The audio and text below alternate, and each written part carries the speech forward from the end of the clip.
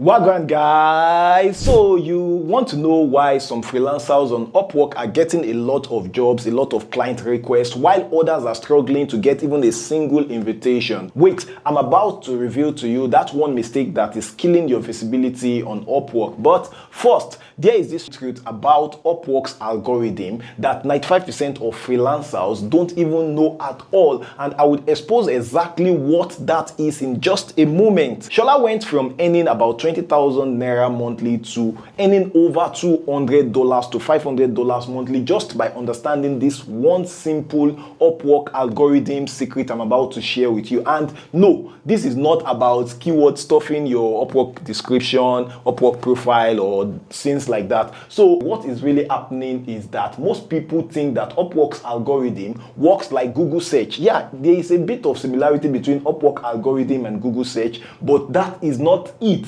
So you just throw in some keywords and you will get jobs on Upwork. That's not how it works. That is wrong.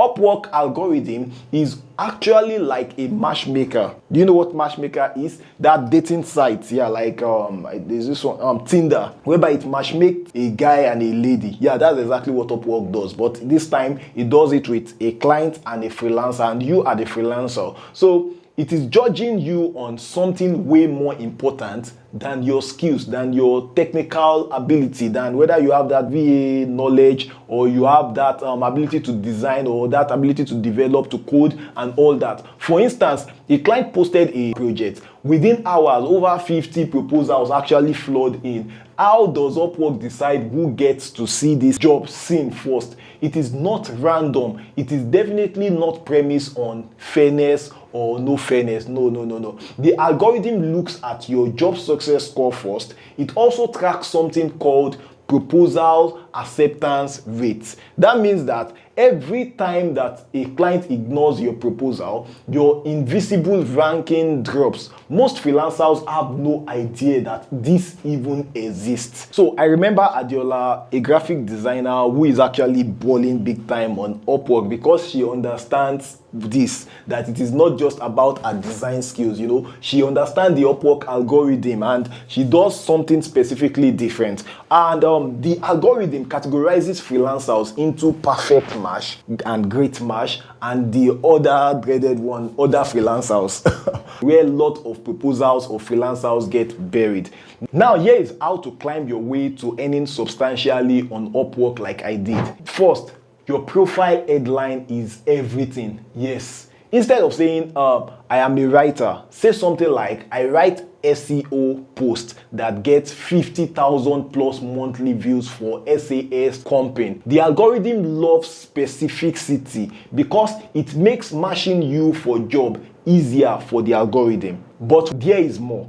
The algorithm actually predicts if you will complete projects on time based on your past behavior. Late submission in the past actually hurts your ranking even if clients don't complain about it. I know this sounds quite weird, but the algorithm tracks how quickly you respond to messages, and I think if you've been following this channel, you will know that now. It gives bonus points to freelancers who use Upwork built-in tools. Talking about taking conversation to WhatsApp actually hurts the way the Upwork algorithm perceives you and can even get your account suspended if done before a project starts. So contact client on WhatsApp and all that. Upwork allows that, but it needs to be after the client has hired you on Upwork and the project has started. Do you understand what I'm saying? So if you are finding this video helpful so far and want more professional freelance and side hustle tips, please smash that like button, and if this feels like a kind of content you would like to see more and more of, please subscribe. So now let's talk about your availability status. This actually matters much more than you think. Freelancers marked as available now actually get priority in search. When the client is actually searching for a freelancer to invite to work with, they have the option of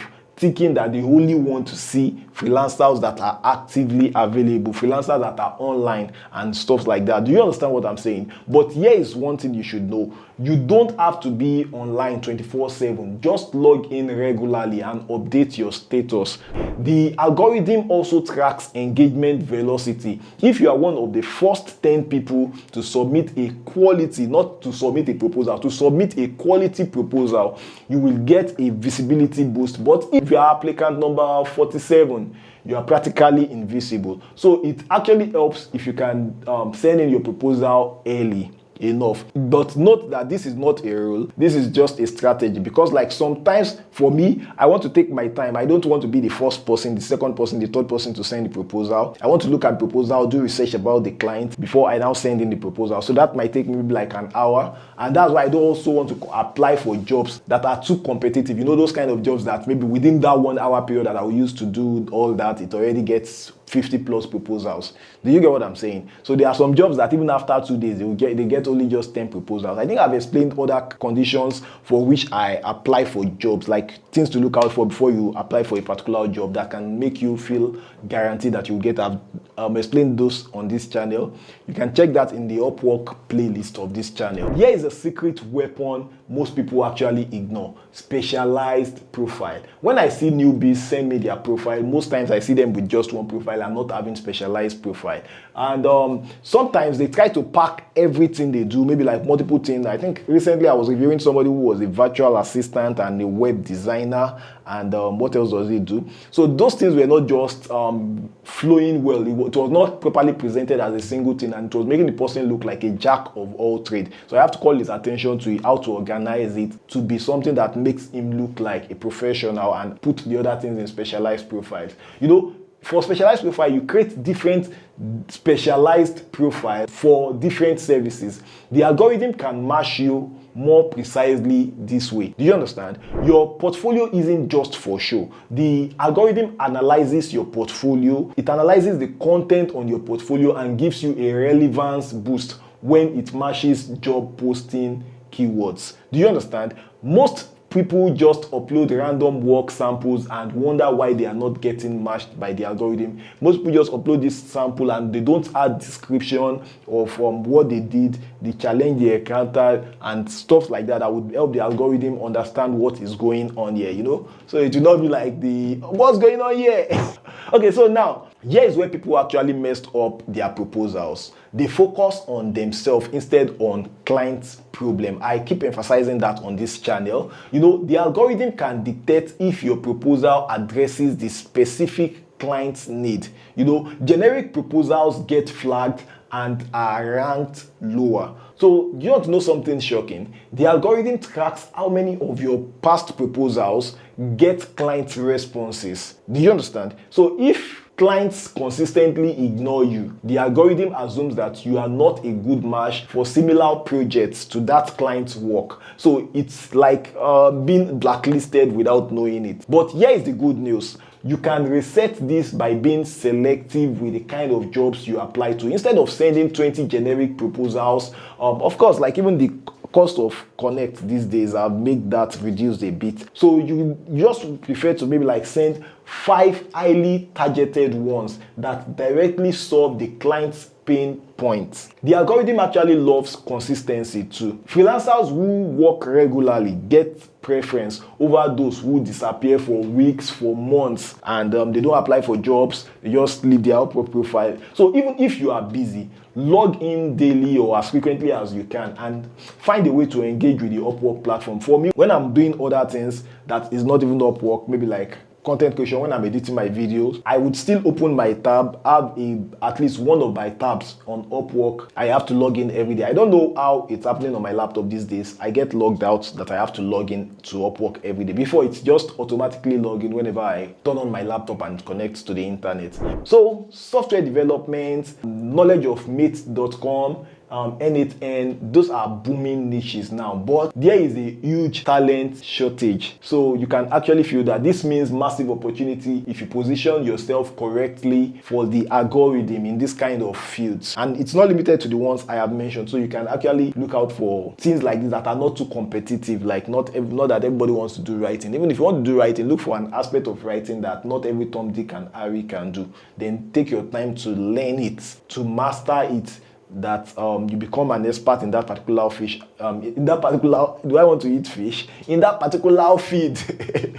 Now, the biggest thing I discovered, the algorithm ranks freelancers based on client lifetime value. So if your client come back for more work after they work with you, you get a massive boost low-key with the Upwork algorithm. This is why building relationship matters more than just competing for projects. So the clients you've already gotten, you need to build a relationship with them. And here is a strategy that actually changed everything for me. Instead of bidding on every project, I start looking out for specific types of clients that I can predict will actually most likely be a retainer client. Those are the kind of jobs I apply for. If somebody is starting a YouTube channel and wants you to edit their first video, obviously they will need somebody to edit their second, third, fourth video. So that is a job that will likely be a retainer job. So you might want to apply for those kind of jobs. I'm not saying everybody is a video editor. I know you might not be a video editor, but I'm just saying in your field too. Maybe like, for example, a social media manager is actually a kind of good job that once you get, there's a high likelihood that the person will be on a retainer, because you don't want a social media manager that will work with you for just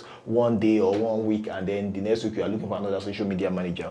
Some niches are like that. So it's also something to factor into your niche consideration if you have not selected a niche or you want to change your niche. So the algorithm actually considers your market positioning. If you are actually the cheapest option, you get matched with low budget clients. Price yourself well and you get matched with high paying clients who actually value quality. So it depends on what you want, and I think I've discussed this in more detail on this channel. Your profile views are actually saved. So what other thing does the Upwork algorithm track? Your profile views and saves are tracked too. The more people that view and save your profile, the higher your visibility score. You know, popular profiles become even more popular. So here is the connect usage secret nobody actually really talks about. The algorithm tracks your connect to hire ratio. What do I mean by this?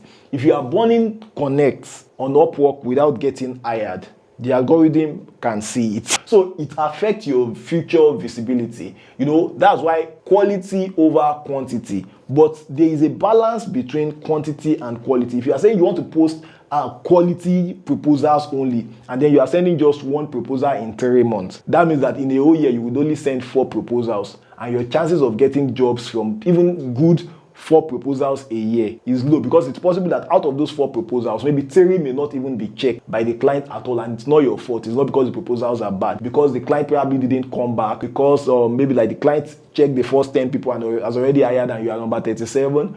Then okay, the one proposal the client saw, the client will say, okay, I'll get back to you, or probably interviewed you and didn't proceed, maybe went on with another freelancer. So you reduced your chance for a whole year to get a job on Upwork to just 4, which is not good. So there is a balance between quantity and quality. So you might want to like find a sweet spot between sending enough proposals that are also of good quality. Do you understand what I'm saying? So remember that mistake I mentioned at the beginning.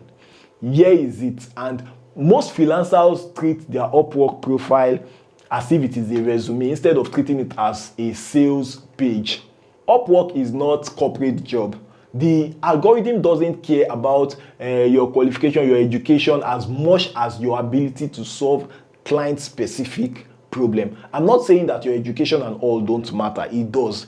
In short, like I encourage some people to take courses so that they can actually, for example, like I want to hire, I want to hire a developer, and everything on his profile, maybe like a new developer, he doesn't have any developer experience, understandable. Check this course, is no developer course. The person studied agriculture. Like there's nothing on their profile that just makes me believe that they can actually deliver the job well. Do you get what I'm saying? So education matters, but what is most important is your ability to actually solve the problem. And that's what things like portfolio does for you. Do you get? So your profile should show transformation instead of listing what you do. Show the result that you achieve for the client. The algorithm picks up on this and matches you with clients who need specific results. So here is something that actually changed everything for me. I started treating every interaction on Upwork like it is being monitored, like it is being watched by the algorithm, because it is.